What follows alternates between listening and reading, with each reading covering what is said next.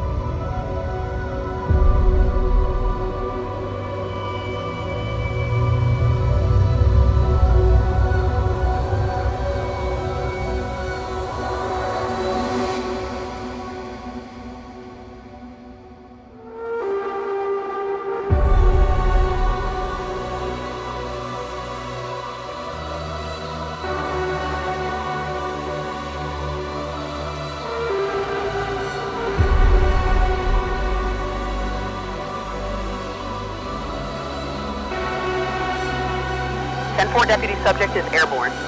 All units be advised. Deputy Holyfuck has just informed me that the custodian is blasting off. Requesting airborne support status. Likely gonna need to scramble the jets on the fucker.